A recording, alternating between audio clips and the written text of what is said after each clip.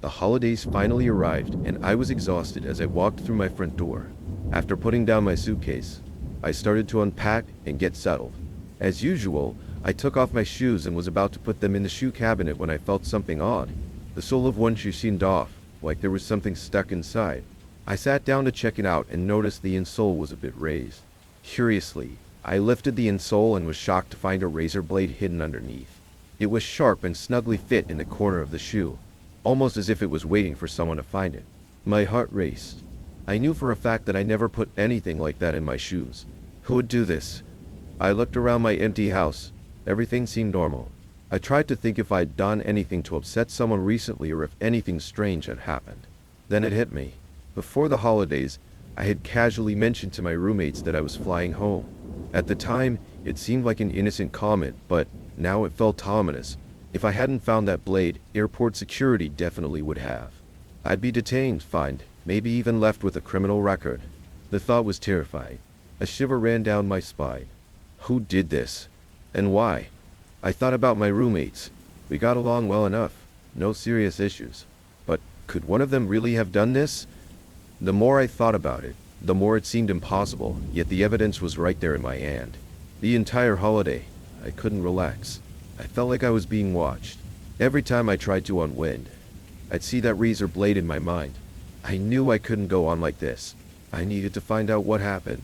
After the holidays, I went back to school with a heavy heart. As I approached the door, my anxiety skyrocketed. When I walked in, everything seemed normal. My roommates were there, chatting about their breaks like nothing had happened. I forced myself to act normal. A few days later, a friend reminded me about that conversation with my roommates. I had definitely mentioned my flight plans. Fear gripped me again. This wasn't a coincidence. Someone had tried to set me up, and that person was close to me. I couldn't act rashly, so I stayed calm and planned my next move. Eventually, I decided to move out. One weekend, I packed all my important things and quietly left the dorm under the pretense of visiting a friend.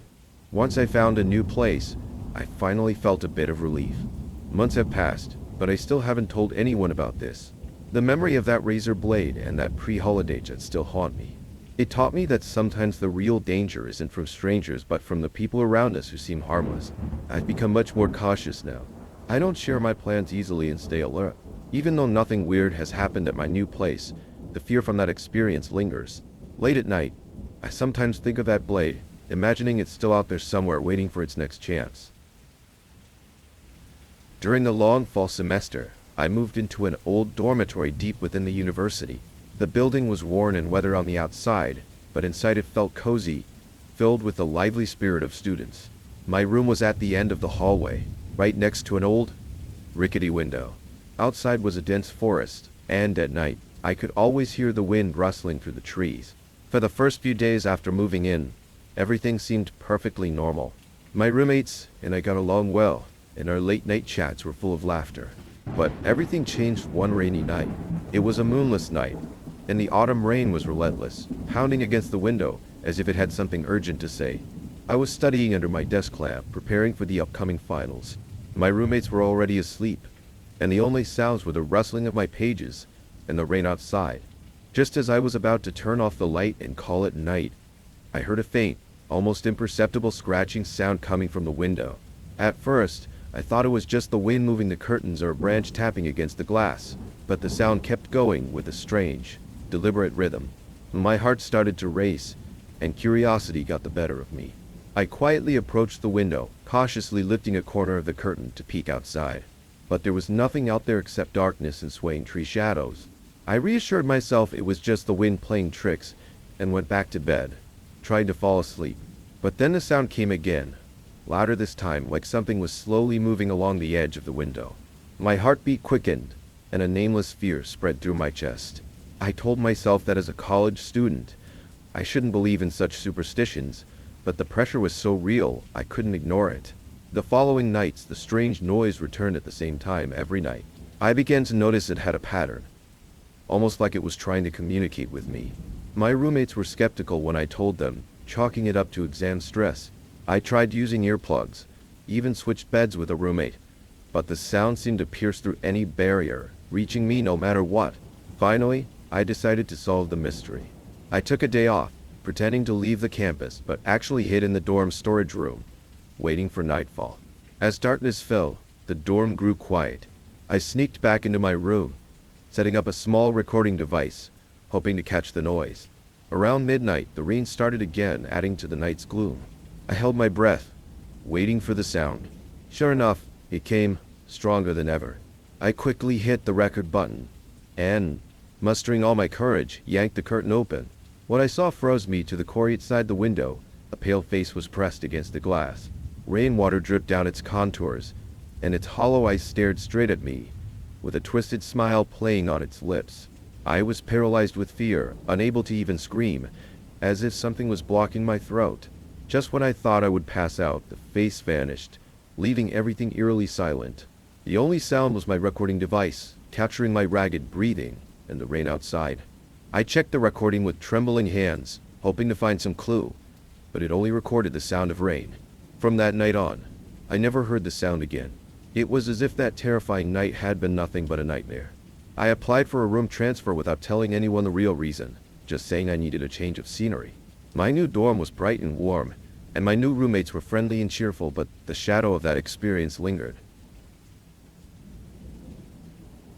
I can never forget that terrifying experience of living with my roommate. It was like a nightmare etched into my memory. When I first moved into that rental house, everything seemed quite normal. It was a small two-bedroom place, and I was sharing it with another person, my roommate. When we first met, he seemed friendly enough, and we exchanged a few words about ourselves before starting our shared life. At first, the days were uneventful.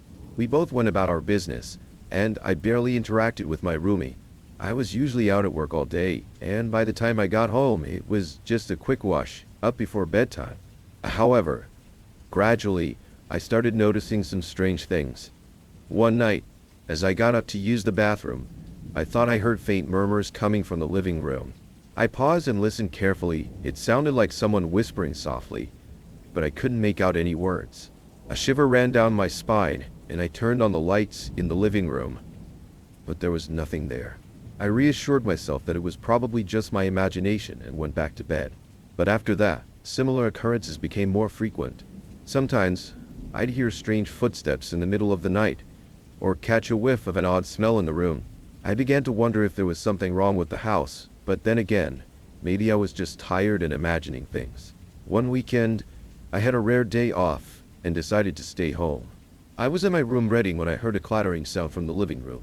I went out to investigate and found my roommate tinkering with some strange items, bottles, jars, and tools I couldn't even name. When he saw me, he seemed flustered and quickly hid the items behind his back, mumbling something about nothing important. It struck me as odd, but I didn't press him for an explanation. That night, I lay in bed tossing and turning, unable to sleep. Suddenly, I heard eerie laughter coming from the next room. It was a chilling laugh that made my blood run cold. I pulled the covers over my head, too scared to move. The laughter went on for what felt like an eternity before finally fading away. I lay there trembling, unsure of what to do. In the days that followed, my roommate's behavior became increasingly bizarre. He would often sit alone in the living room late into the night, sometimes staring blankly at the wall. I couldn't shake the feeling that he was becoming more and more mysterious, and more terrifying.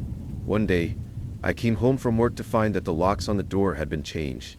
I knocked, but there was no answer. My heart raced with fear as I waited outside, wondering what could have happened.